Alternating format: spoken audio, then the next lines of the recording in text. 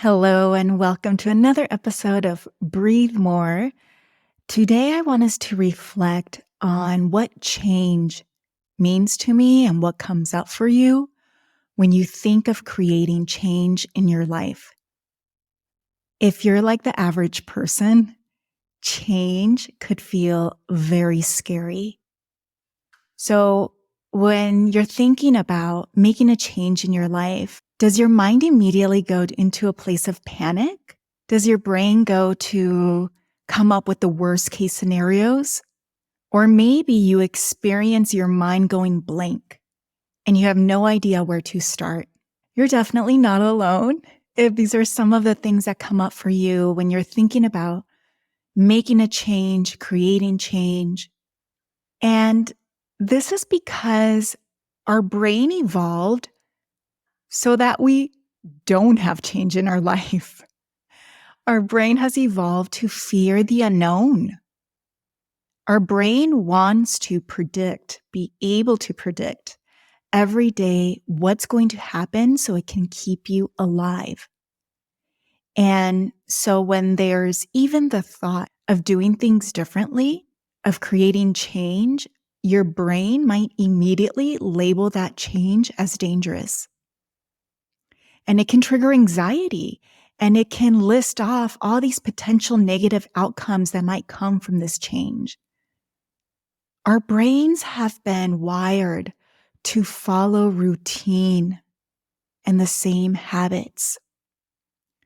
So when you're creating a disruption in your mind, your brain's going to be, nope, not doing that. That is dangerous. We cannot go against the norm.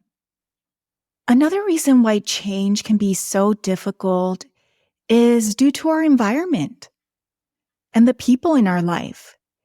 They have a high influence in how we live our life, the decisions that we make. So if your current circle of friends or community do not take risks, if they just accept what they have, they're not seeking for more, then you're going to have a really difficult time finding encouragement and validation for you to move forward in that direction that you want to go in. I know for me, even though my parents are so courageous, they both left their home country to come to a brand new country with a new language, with different traditions and customs. Once they arrived, it's almost as if their brain couldn't hold any more change. And so my mom stayed at her jobs for decades, same as my dad, because they didn't want to risk something new, going to a new place and things being even worse, even though at their current job, they were so unhappy. But my mom would always say, bueno, at least it's a paycheck. At least I know what to expect. So if you grew up in an environment where you didn't witness people taking risks or trying new things, trying and failing, trying and succeeding, then your brain is going to have a really hard time believing that making a change, that following your heart, doing something different is a good thing for you.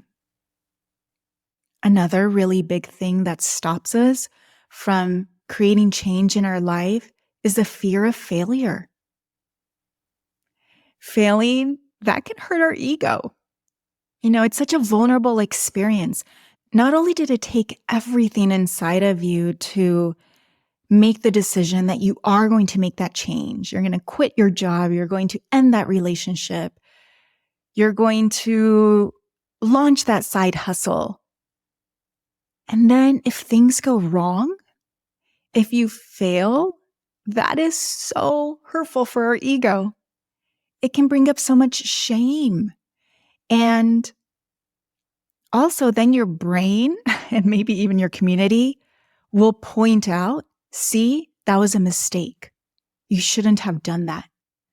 And it just grows the list of evidence on how making changes in your life is not a good thing, which is not what we want, right? And change requires effort, consistency, taking action. And so maybe right now in your life, you are super overwhelmed. You're short on time. You feel like you don't have any spare time to try something new, to take a risk, to join that program, to seek out help, because you just don't have the capacity for more. But I ask you to reflect, is that truly factual? Is that a true statement? Or again, is that just your brain trying to protect you and keep you alive, keep you out of danger from bringing change into your life? Is it telling you that you can't make it a priority right now, that you can't afford it?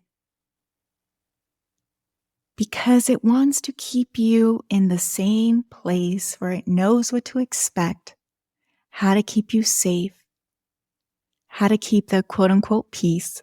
But is it true? How are you actually spending your time? A lot of times, and I have definitely done this, keep myself busy doing things that I don't need to be doing, but I'm just busy with busy work, or even just like scrolling on social media. How many hours go by before you realize, oh, there went a whole hour? So all of these reasons why change is so difficult make sense, right? We've kind of accepted that this is the way our brain works. It's not your fault. However, if you truly are unhappy with your current circumstances, if you're wanting something different, fortunately, unfortunately, we're going to have to make a change. So I'm going to share with you kind of my blueprint or suggestions on how I help my clients move past the fear of change and all of that noise that their brain tells them that's keeping them in the same place, even though they're craving for a different reality. And just to highlight even more how powerful this rejection of change that our brain does almost on a daily basis.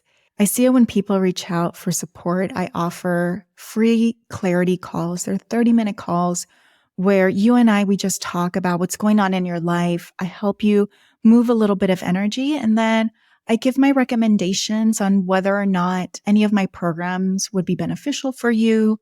Or I also, if I don't think I could help you, then I also recommend other people who I think might be a better fit. Again, this is a free call. 80% of the people that sign up for this free call do not show up. Why? Because showing up, this is my own idea of why. But given everything that we just talked about, they don't show up because it's going to require them to look at themselves. If they actually work with me, things are going to have to change. And that change just feels so scary, no matter how intense the anxiety and the depression might be, how lost they might feel. The idea of creating change feels so much more overwhelming that they choose not to follow through with that free appointment. So if you're in a place where I'm like, no, okay, Anna, yes, change is scary, but I'm with you. Things need to change in my life. I'm not happy. This is what we can do. So number one, you're going to define your goals. Get really clear on what change it is that you want and why. So having that clarity will help ease some of the anxiety of why you're wanting this change. It's just quieting some of the noise. Number two, let's break down this goal. So let's divide this larger goal into smaller, manageable steps. This is going to help the change feel less overwhelming. You're able to track your progress and also start to build a list of evidence for your brain that this decision that you made is good. It's been positive. You're starting to see some results. After you break it down, create an action plan. So you broke down your larger goal into these smaller steps. And now, what specific actions and what are the timelines for these steps? A really important thing, this is number 4, is to seek support. If you're a self-starter, amazing. If you're someone who doesn't need accountability and always follows through, you're super driven, great. Then maybe you don't need that support. But for most of us, we do need it because there's going to be times where it feels really hard. Because there's going to be a lot of times that even if we have some momentum going, your brain is going to tell you to stop. Because maybe you're not seeing the results as quick enough as you would like. And so your brain might tell you, see, it's not working. Why are we putting all this effort? Why are we investing in this if it's only been a week and you haven't gotten the results? Right? So seeking the support from a professional, a coach, a mentor, a group program, your friends and family, I have found it difficult to have consistent support with them because, again, life gets busy. And I have found when there isn't an actual exchange happening, and what I mean by exchange is paying for a service, that it's so much easier for either you or your friend to flake, to get really busy. And then these constant meetings that you were having or planning on having just don't happen. So seeking support is a really important part. The other thing is when you're doing something different, when there's change, there's going to be a lot of discomfort. So we got to embrace this newness. Sit with the discomfort. Feel everything that's coming up for you. Notice that your heart is beating faster. Notice the excitement as well. Be willing to continue to take risks and embrace these new experiences so that you can accomplish whatever goal you decided to set for yourself. There's a big chance when you're doing something new that you'll have some setbacks or you will fail. But without that information, without those experiences, we're not going to know how to do better. We're not going to have information on how we can change things and really get closer to our goal. So starting to reframe any setbacks, any moment where it feels too hard that it's not working, any moments where you didn't reach your goal, where you feel like you failed. Use that as an opportunity to learn from it and grow from it. There's no failing if you try. And lastly, I would encourage all of you to just continue to stay motivated. So maybe you need to seek out other examples of people doing what you want to do to be inspired, to stay motivated. Maybe, again, you need help with that accountability, with staying on track, someone to check in with you, checking in with your list of goals, putting it into the calendar. There's just different ways for you to stay motivated, and it really all depends on your personality and how you approach things. Change takes time. It requires effort, taking action, being consistent. It is being able to notice when your brain is not being helpful and providing a reframe for it, providing a different outlook to whatever's coming up for you. I know that you can overcome and have the change that you want because I've done that for myself and I have helped thousands of people at this point. I mean, I'm 8 years into my work. Thousands of people, whether it's in my breathwork classes or my one-on-one coaching programs or my mastermind, there hasn't been one person that I have worked with who has shown up to my classes that haven't experienced one change. And it just required them leaning into the discomfort, saying yes, even though they felt scared, even if they felt that they weren't ready, and just leaning in.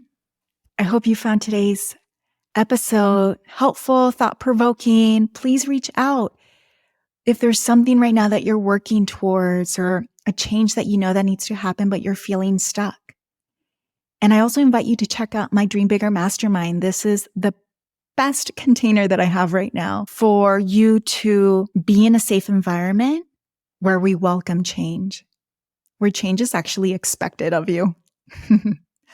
And you're not doing it alone. You're in a community. You have tools and resources. You have me on your corner, cheering you on, checking in on you, and believing in you, which is really important, especially when sometimes we start to lose hope. Thank you so much for listening, and I will see you next time.